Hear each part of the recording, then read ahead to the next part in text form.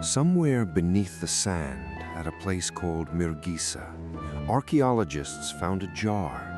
Inside it, an execution, not of a person, of an idea.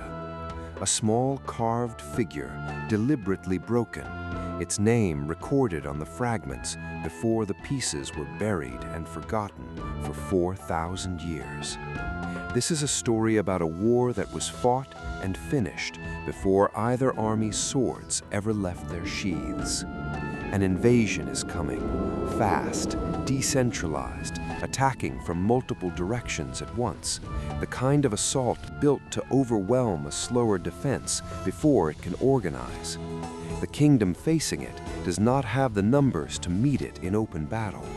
What it has instead is a different kind of weapon, a shared belief held by everyone on both sides of the coming conflict that certain rituals don't symbolize destruction, they cause it.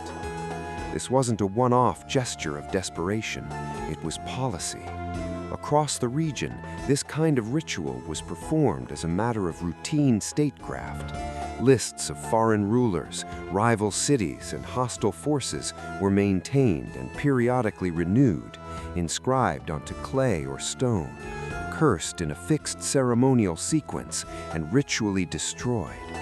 Some of the surviving examples name dozens of separate threats at once, entire rosters of enemies marked for symbolic annihilation years before any of them posed an actual military threat. This was infrastructure, built and maintained the way a modern state maintains an intelligence file, updated, expanded, and activated when needed.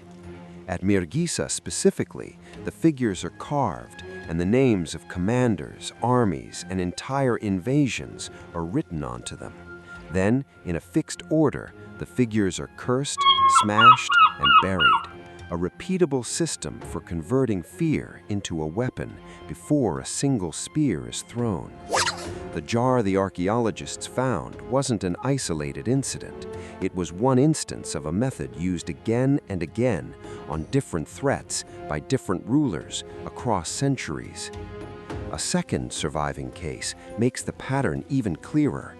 In a separate set of texts, a Middle Kingdom ruler cataloged the rebellious princes of neighboring territories by name, along with their family lines, their followers, and even hypothetical future troublemakers not yet born, cursed preemptively on the chance they might one day pose a threat. That detail matters because it shows this wasn't just retaliation against a known enemy.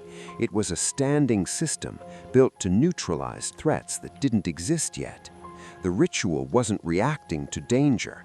It was manufacturing certainty of victory in advance against anyone who might eventually qualify. Word of the ritual reaches the invading force because it's meant to. This isn't a private ceremony. It's psychological infrastructure with a leak built into the design.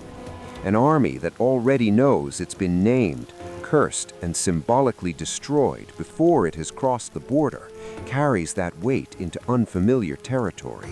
A soldier who has heard that his death was ritually declared weeks earlier doesn't need to believe it completely to be affected by it.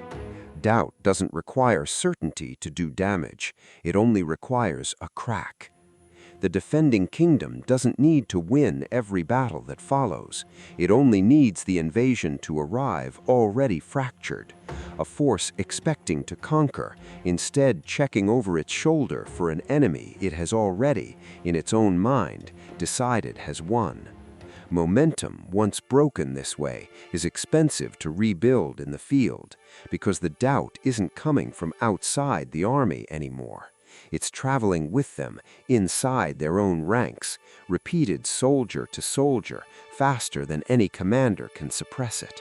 This is preemptive morale destruction. The principle underneath the ritual is this: the most efficient battle is the one your opponent loses before they arrive. Conventional strength is expensive to build and slow to move. You need the soldiers, the equipment, the training, the time. Belief is cheap to attack, and it travels faster than any army ever could. An army that can install doubt into its opponent's own ranks doesn't need matching strength on the field. It needs a mechanism the enemy will carry with them, unwittingly, into every decision that follows, a rumor that outruns the battle it describes. The application isn't ancient.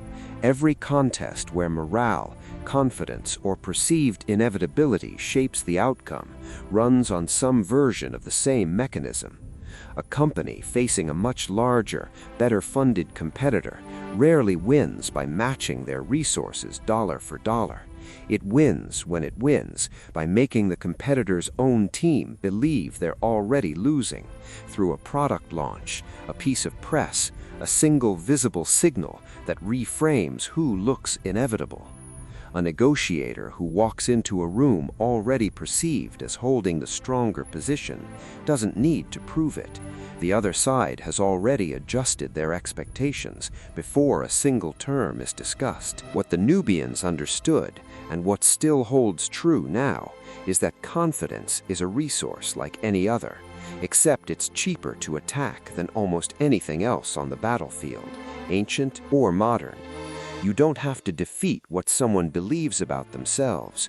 You only have to introduce enough doubt that they defeat themselves on your behalf. The war was never really about the battlefield. It was about who believed they'd already lost. If you want more of these, the strategy underneath the myth, subscribe, and I'll see you Friday.